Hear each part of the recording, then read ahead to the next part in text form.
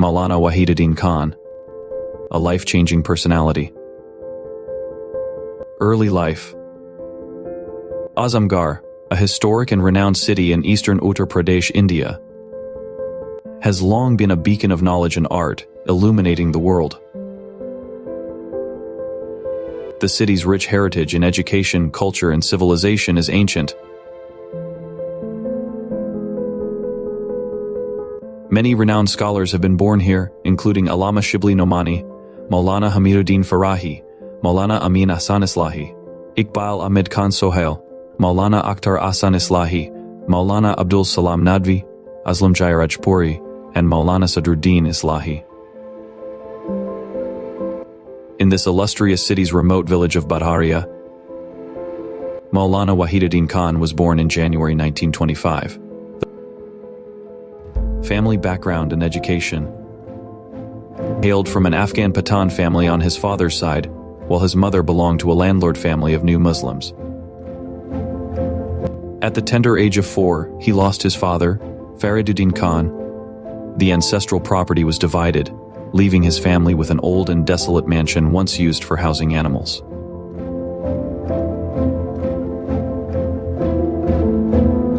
Despite the unfair division, his mother, Zebun Nisa, showed immense patience and did not seek help from anyone. She worked hard to raise her children excellently. Their house was far from the town, and Maulana Wahiduddin walked to the madrasa for his education. He spent the first 15 years of his life in a purely rural environment rather than an urban one. Despite a strong tradition of Western education in his family, a close elder, Sufi Abdul Hamid Khan, enrolled Wahiduddin Khan in Madrasa Al-Islah to pursue Arabic education and become a religious scholar. He joined the madrasa in 1938, where he was mentored by teachers like Maulana Amin Ahsan Islahi and scholars like Maulana Akhtar Ahsan Islahi.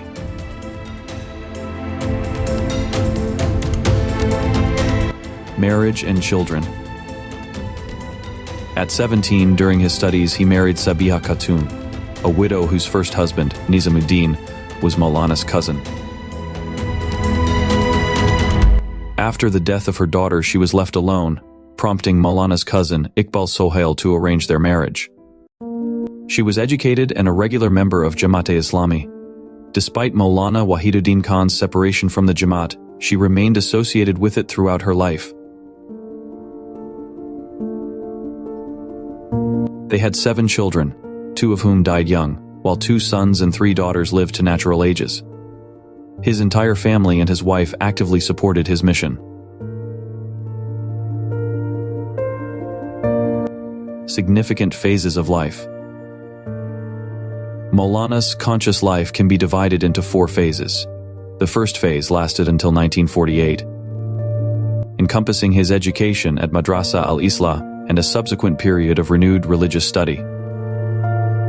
The second phase involved his association with Jamaat-e-Islami from 1948 to 1963.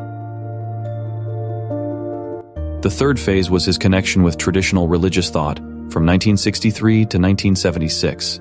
The fourth phase began with the publication of the monthly magazine Al-Risala and continued until his death on April 21, 2021. First phase. At Madrasa Al-Islah, he learned the invaluable lesson that true and accurate knowledge cannot be achieved without sincere and correct seeking. He recounts an incident where Maulana Amin Ahsan Islahi, a teacher of tafsir, asked students about the nature of camel hooves during a discussion on Surah Al-Ghasiyah, Ayah 17. None of the 20 students knew the answer. Maulana Islahi then explained that not knowing something is half knowledge, as it instills the desire to complete one's knowledge. This incident profoundly influenced Maulana Khan, shaping his general disposition to recognize his ignorance in various matters. Maulana Wahiduddin considered his education at the madrasa significant, attributing his disciplined life to it. The madrasa instilled in him strong skills in arts and grammar. While he acknowledged that the training and benefits he received at the madrasa were his greatest assets, he admitted that he did not have a clear concept of religious interpretation during his education. He confessed to not fully grasping the principles of coherence in Quranic understanding. Reflecting on his education, he wrote, "When I graduated and stepped out of the madrasa, I faced another question for which I had no answer. What is the external relation of this coherent discourse, the Quran, with the world? I had been taught much about the internal connection of each Quranic verse, but not about the external connection of these Quranic parts. As a result, after graduating from the madrasa, I soon became engrossed in a new intellectual pursuit. This intellectual frenzy led me to a point where I almost reached the brink of irreligion. He was haunted by the fear that perhaps he had inherited this religion. Was this the true religion? He was restless to find the answer to this question. He did not agree with his teacher's views on national issues. This was when India was going through the tumultuous period of partition. He did not agree with the then leader's analysis that the solution to India's problem was independence from British rule. In his view, the British were dominant because they were far ahead in knowledge, technology, and social aspects compared to all Indian classes. When such a situation arises, colonialism becomes a natural consequence. He did not see the solution to this problem in partition or freedom from British rule. However, he did think that colonialism was a historical inevitability rather than slavery. Considering it, slavery breeds hatred and contempt, which hinders accepting the scientific advancements brought by the British and European nations. Thus, he remained engrossed in his world of thought, detached from the partition event. He was restless to find solutions to these intellectual, political, and social issues. This sense of ignorance deepened over time. The intensity of this can be gauged from an incident. In 1945, before the partition, he aimlessly wandered to the railway station of Azamgarh town, boarded a train without a ticket to any destination, and got off at Lahore City, the train's last stop. Although he disembarked, he was anxious about where to go. In this state, he had a desire to end his life by jumping in front of the train. Although a fast-moving engine passed by him, he could not do so. He spent a few days in the city and returned to his town with the help of a tailor master. He made several such journeys in a state of madness. Eventually, he began a fresh study of religion. He studied the Quran and Hadith again, learned English, and read the scholarly works of major scholars. This journey concluded after 1948, which he mentioned in his diary on October 28, 2000, in the following words: "I studied the Quran, Hadith, and the life of the Prophet directly in Arabic. This study was not simple for me. It almost entirely took place amidst a shower of tears. I read, and my tears continuously confirmed that this is undoubtedly the truth. There is no doubt about its authenticity. In this way, the continuous shower of tears washed away my old personality entirely. This study became equivalent to a great bath of knowledge for me. After completing it, I rediscovered the divine personality given by nature, which I had lost under the temporary influence of circumstances. Thus, after years of search and study, I consciously, with the help of Allah, accepted Islam anew. I can say that Islam is my discovery." Second phase. The second phase of Maulana's life was when he joined Jamaat-e-Islami. He was a member for more than 10 years and was part of its Central Advisory Council. In 1956, he joined the Central Writing Department of Jamaat-e-Islami India, then based in Rampur, Uttar Pradesh. During this time, he realized that Maulana Wahiduddin's interpretation of religion was not according to the Quran. He adopted this opinion after extensive and deep study. During this continuous and rigorous study, he fainted several times. The result was that he separated from the Jamaat in 1963 and published his critique under Tabir ki Galti, the error of interpretation. During his research, he communicated his views to Jamaat-e-Islami members through discussions, but they asked him to present his criticism in writing. He sent his critique to Maulana Wahiduddin in Pakistan. He detailed the complete account in his book, Tabir ki Galti. Maulana Wahiduddin did not respond to his criticism's arguments and reasoning but wrote back, "Your study has led you in one direction, while mine has led me in another. If you have concluded that I have completely misunderstood religion, then you should dissociate yourself from this viewpoint and positively promote what you consider correct. However, if you find it necessary to point out mistakes in my interpretation, I have no objection. You can publish your book.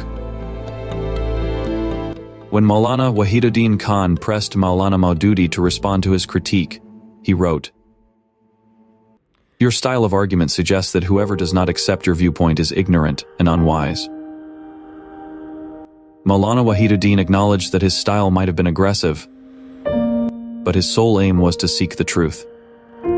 The essence of Maulana Wahiduddin Khan's critique of Maulana Wahiduddin is that he raised the concepts of God, Lord, worship, and religion, and claimed that a correct understanding of the Quran hinges on these four terms. However, due to the passage of time, his real understanding has faded to such an extent that even dictionaries do not capture the original meanings. Hence, the interpretation of religion has deviated from what it truly was. He then clarified these terms and determined their meanings according to his understanding. Following this, Maulana Wahiduddin Khan provided arguments showing that Maulana Wahiduddin's interpretation was entirely incorrect and self-made. This led to a new interpretation of religion, which he later termed the political interpretation of religion in his other book. According to Maulana Wahiduddin, religion is a state, worship is a training course, and God and Lord are beings who desire to see their will implemented on earth ultimately. Thus, in light of this interpretation, religion is essentially the struggle for the dominance of faith. All acts of worship are training for this. Invitation, preaching, and jihad are ways to achieve this goal. In contrast, Maulana Wahiduddin Khan argued that there had been no change in the understanding of the discussed terms. He quoted opinions of eminent Quranic scholars and historical Islamic figures to show that God means Allah with all his attributes. Still, Maulana Wahiduddin focused on the attribute of absolute authority, thus limiting and making the meaning of God one-sided and unbalanced. Similarly, Lord primarily means sustainer, but it also includes the sense of master and owner. Maulana Wahiduddin took the latter meaning, turning the all attributes containing Allah into a mere absolute ruler. The same goes for worship and religion. Worship means supplication, humility, and submissiveness. You acknowledge yourself as insignificant and weak before Allah, your creator and sustainer, and praise him out of love. However, when you consider him a ruler, worship becomes a means to become a divine enforcer,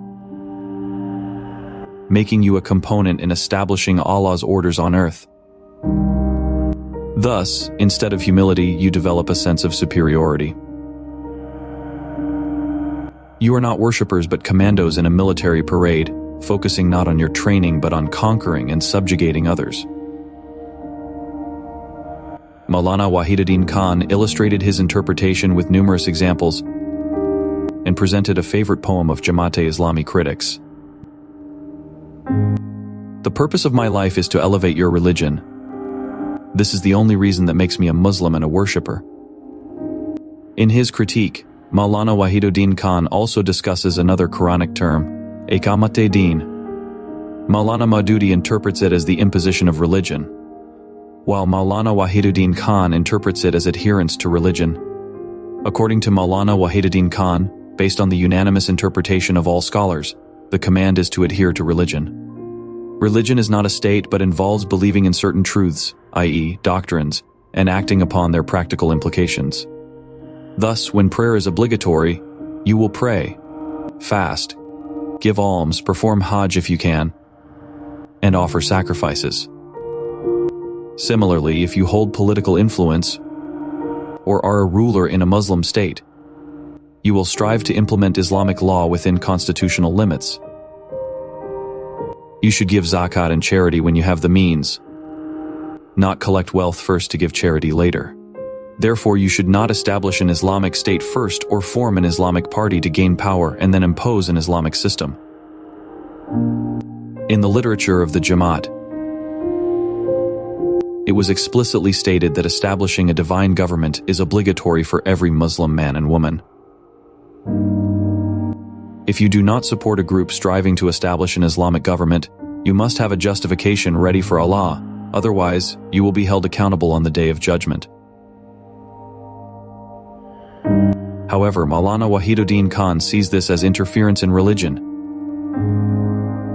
an addition of a new command that does not exist in Islam, just as it is not obligatory for every person to punish a murderer, thief, or adulterer.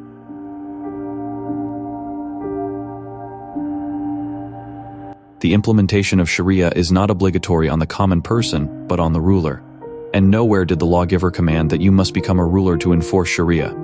In a democratic system, you will support a party of your choice under the principle of cooperation in goodness and righteousness, not in sin and aggression. In interpreting religion and clarifying its reality, Maulana demonstrated his scholarly and missionary expertise remarkably. He explained his viewpoint throughout his life in various styles. In this regard, he provided a very clear and straightforward explanation of the Quranic verse that commands complete adherence to religion. He said, "There is a verse in the Quran, enter into Islam completely." Some interpret it to mean implementing all Islamic commands. This means performing prayers and fasting, and cutting off the thief's hand and flogging people. Islam should be implemented as a complete political system. Otherwise, your Islam will remain incomplete. This is absurd. Entirely absurd. Remember a principle of Islam. Islam addresses the individual, not the system or society. It is very important to understand that Islam addresses the individual. This is being said to an individual, enter into Islam completely. What does this mean? It means that an individual should integrate their daily life and entire being into Islam. This is the meaning. Hold on to Islam in both letter and spirit. After adopting this position, Maulana created extensive literature to refute the opposing view, arguably more effectively than any other figure. He was among the few knowledgeable individuals who early on highlighted the drawbacks of interpreting Islam as a political system.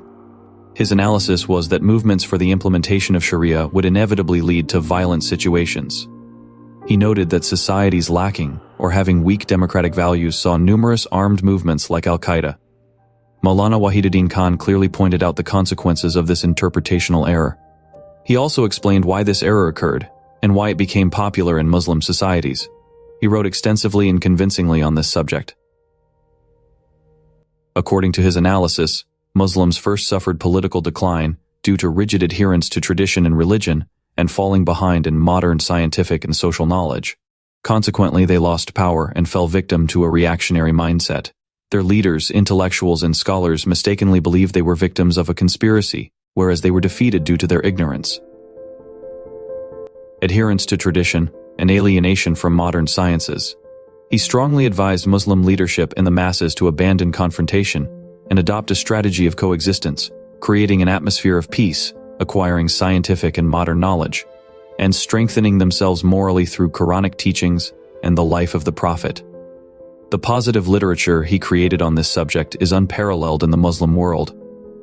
He was a one-man army in this field, addressing contemporary issues and urging Muslims to move beyond conspiracy theories.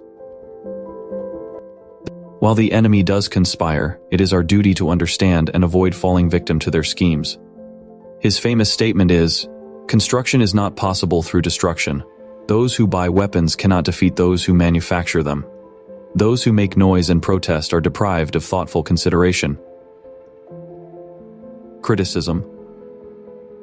Maulana's stance faced severe criticism from Jamaat-e-Islami and its supporters.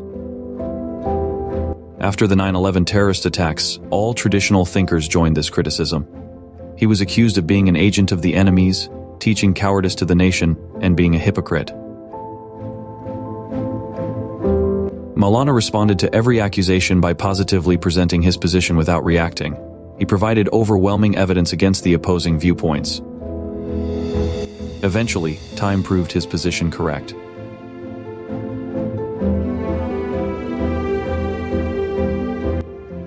Third phase.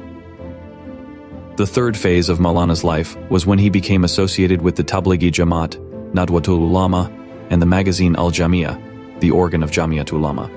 During this period, he tried to work within the traditional religious framework. He left the Tablighi Jamaat because it operated in a manner completely different from his concept of dawah. After joining Nadwa in Lucknow in 1963, he proposed a plan to reform madrasas, which included 1. Establishing a common center for all madrasas for communication. 2. Keeping madrasas informed of global academic advancements through the center. 3. Updating classical commentary and interpretive books according to contemporary knowledge.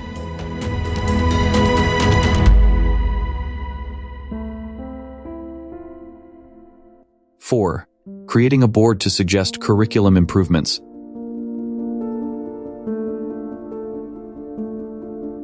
5. Including new courses in the curriculum to address modern challenges like atheism.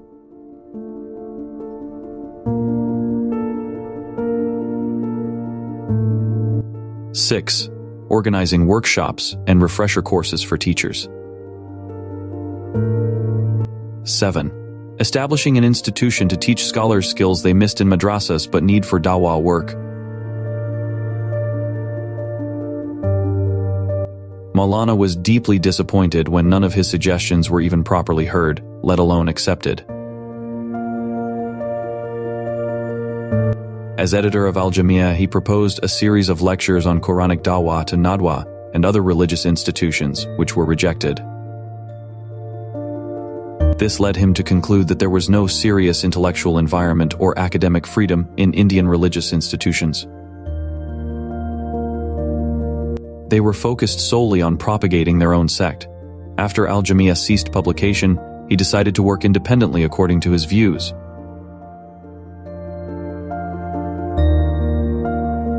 Fourth phase.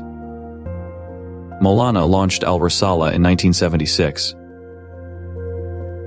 Though he had conceived the idea in 1950 with the establishment of Man Ansari Ilala. However, he implemented it when he became disillusioned. When he started Al-Risala in October 1976, he wrote on the cover, "The sun sets in the west to rise again in the east with new glory. This is a clear sign in the sky, telling us daily how God has structured his kingdom. After the sunset, one should plan their struggle and start their journey on the path of life anew." Al-Risala's publication was made possible with the help of his son, Zafarul Islam, and later his entire family supported the endeavor. Critics did not believe in the project's success, but it gained immense popularity despite difficulties. Religious circles strongly opposed it, and contemporary religious magazines refused to advertise it. The campaign against it became its advertisement. The institution introduced excellent marketing schemes, making Al-Risala more widely circulated than any religious magazine. Its readers included Muslims and non-Muslims. Once, a Hindu reader was asked if he was satisfied with its contents. He replied that it taught ways to live a better life, but was anti-Hindu because it advised Muslims to be patient, implying Muslims are truthful and oppressed. Maulana wrote all its contents himself while continuing other writings. Despite doubts about how he could sustain this single-handedly, he remarkably succeeded in maintaining high standards. For 45 years until his death, Al-Risala was published under his editorship and writings and continues to feature his work. An Arab sheikh once offered to cover all expenses on the condition that half the content be written by Arab authors, which Maulana declined. In 1992, during a visit to Pakistan, he was asked to include other authors' writings to ensure Al-Risala's continuity. He responded that if he died today, Al-Risala would continue to feature his fresh writings for the next 7 years. Thus, Al-Risala's publication continues, though it is now bi-monthly.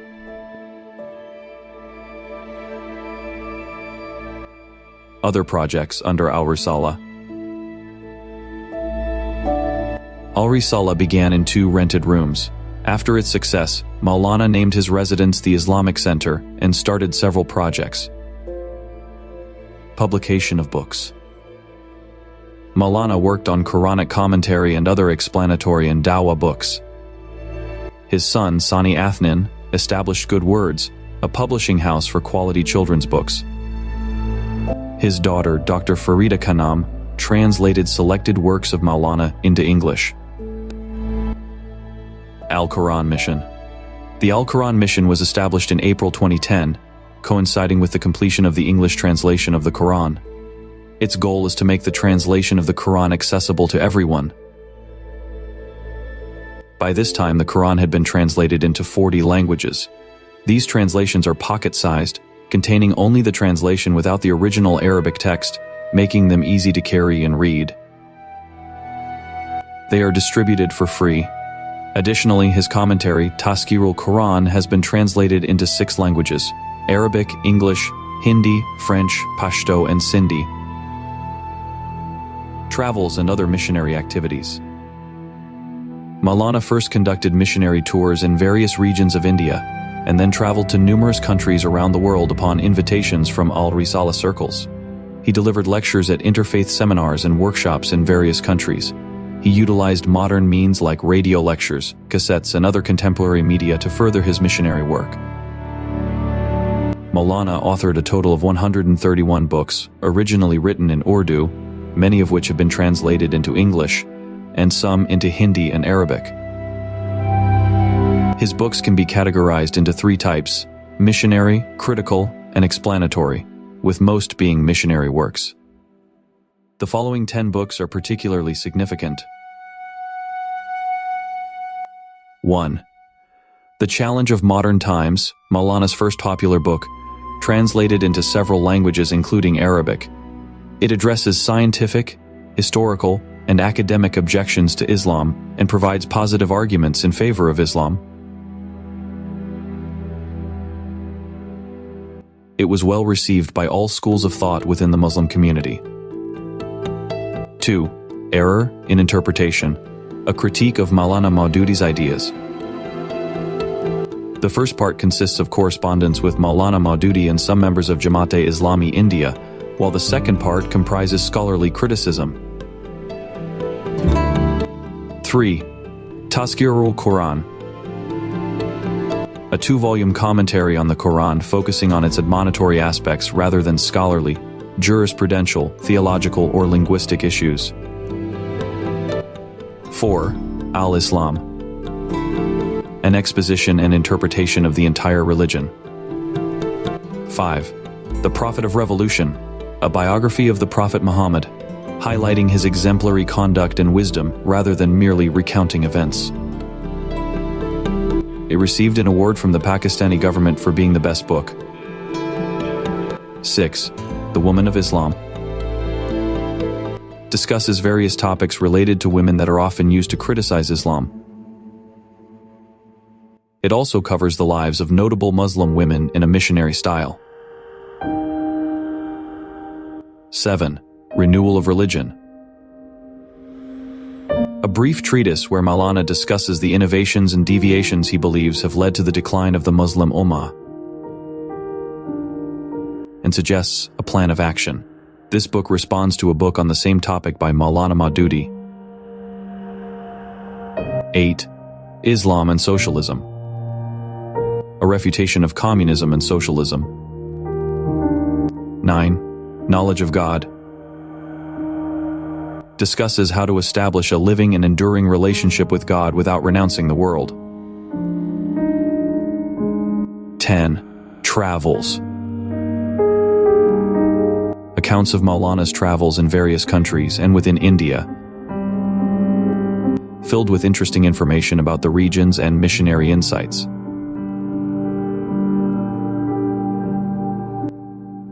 Center for Peace and Spirituality International, CPS. In January 2001, the Islamic Center established CPS. This platform facilitates spiritual training without renouncing the world.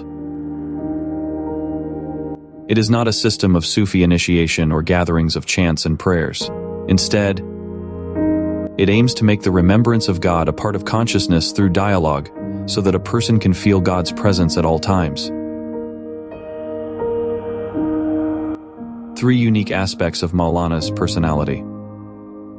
After introducing Maulana Wahiduddin Khan's work and background, we present some key aspects of his personality.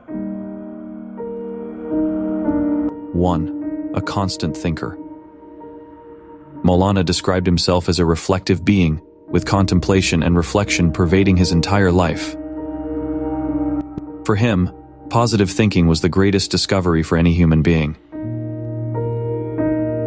He never reacted negatively to any scholarly point, no matter how much it opposed his thoughts, beliefs, or efforts.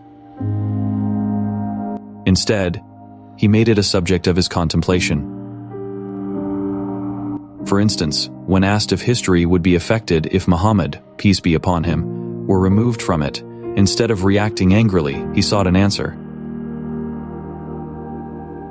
This quest led to his famous thesis in Islam, the Creator of the Modern Age, where he argued that the universal propagation of monotheism opened the doors for research on nature, leading to the scientific era. Thus, he demonstrated that the world could not have entered the current scientific age without the Prophet of Islam, peace be upon him.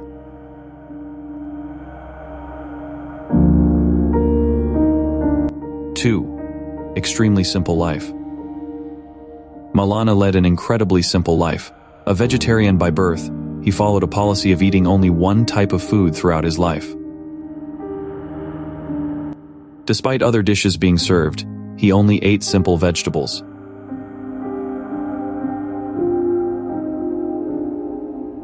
He practiced extreme simplicity in his attire, wearing new clothes only when the old ones were completely worn out, and even these were of very modest quality.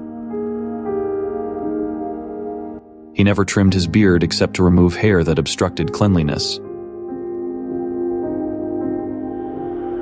Entertainment was never part of his life, considering it a waste of time. He avoided luxuries, even abstaining from cold water in summer and never using air-conditioned rooms.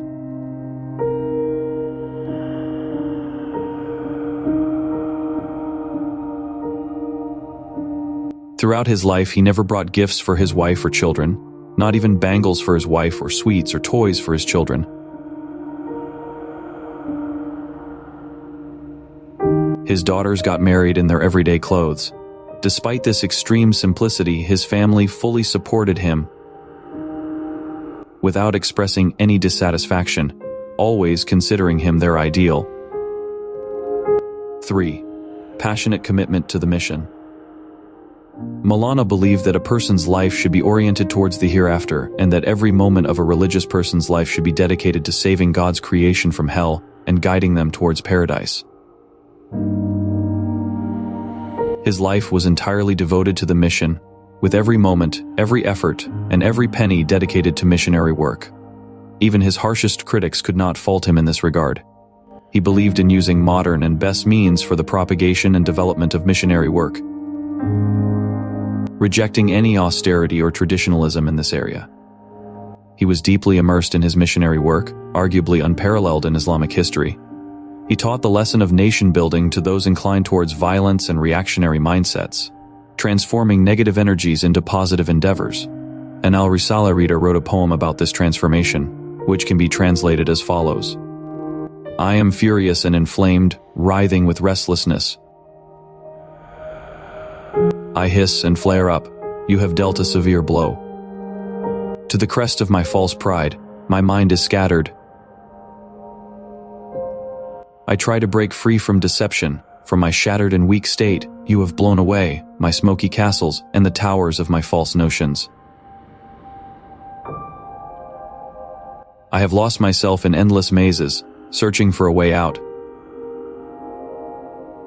From history and dreadful disappointments, you have unveiled my guide, slowly, very slowly. Almost unnoticed, gradually, step by step. The dawn of real truth reveals itself.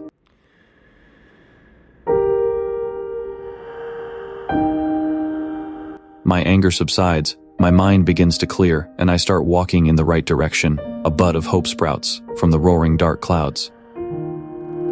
Conclusion. Maulana Wahiduddin Khan was a unique personality in the scholarly history of Islam. Today we recognize him as a prominent scholar, a great thinker, and the most distinguished missionary of Islam in this century. He passed away on April 21, 2021, in Delhi. Reflection on death. The remembrance of death was a significant part of Maulana Wahiduddin Khan's literature. On one occasion, he said about death, "The Quran says, 'Every soul shall taste death, then to us you will be returned.'" How strange is this verse? Death is the greatest reminder that you are living in this world.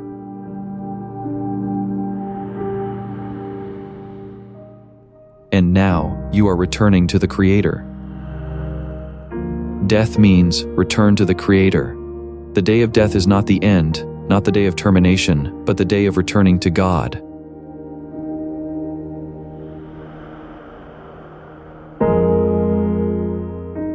Then to us, you will be returned. Every person must experience death. Death is not a termination, but return to God for accountability. It is an inevitable reality that every living thing has to face. Acknowledgement by Javed Ahmed Ghamidi. Javed Ahmed Ghamidi, a contemporary of Maulana Wahiduddin Khan, had meetings and intellectual companionship with him. Both appreciated each other's scholarly and practical work, considering each other like-minded. When asked about Ghamidi, Maulana Wahiduddin Khan became emotional, recognizing his scholarly achievements and sincerity. Upon Maulana's passing, Ghamidi expressed his thoughts, saying, "Maulana was an extraordinary personality. My connection with him is that we are students of the same teacher, with the difference that he learned from Ustad Imam Amin Ahsan Islahi in his early years, and I had the honor in his later years." Maulana Wahiduddin's voice was unique, perhaps never heard before, and it cannot be said if it will be heard again. From all his works, I consider two things his greatest achievements. Firstly, drawing attention to the true reality of religion, that religion is a system. There were debates and writings about religion as a world-dominant system. He showed that religion is about true knowledge of God, genuine love for Him, and following His commands. He spent his life clarifying this truth, dedicating every moment to it. Secondly, he provided correct guidance on Muslims' political, social, and cultural attitudes. While some might say he was extreme in showing the right path, there is no doubt he told Muslims where they stand in their historical context, their true mission, and the positive conduct they should adopt. Despite differences, the core message was to move beyond reactionary psychology, look at the world positively, and convey the great treasure of religion to the world. He made this central to all his writings. Endorsements. Richard Ian Cheatham, a Christian bishop, expressed his sentiments about Maulana Wahiduddin Khan with these words, "Well, I am encouraged by the work that he is doing, particularly the emphasis on the primacy of peace." Karan Singh, a well-known politician, who has participated in many seminars and conferences with Maulana, holds his scholarly and missionary work in high esteem. Reflecting on Maulana, he said, "I have high regard for Maulana. We have appeared on many occasions together, and he has always spoken with great wisdom and understanding. So, my message to him is only one of regard and respect." Ravi Shankar, a renowned Hindu leader and guru, shared his thoughts on Maulana Wahiduddin Khan. Maulana Wahiduddin Khan is a very renowned spiritual leader of our country. He has great depth and understanding, and his way of peace gives a new understanding about Islam and Islam's tenets of peace.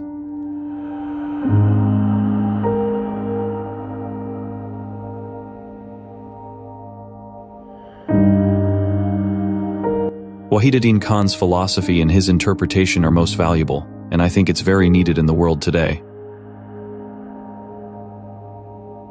I think it's a very valuable mission that he is on in bringing peace to people. I wish all the success to him. Swami Agnivesh, a respected Hindu scholar and religious leader, also appreciated Maulana's missionary approach. Sharing his views on Maulana, he said, "Well, I have got great regard for Wahiduddin Khan. He is like my mentor, and I feel inspired whenever I have a few moments to spend with him."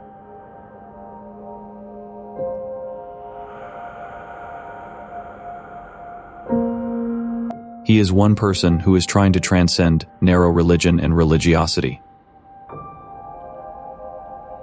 And for that, he is being accused by many of his community people.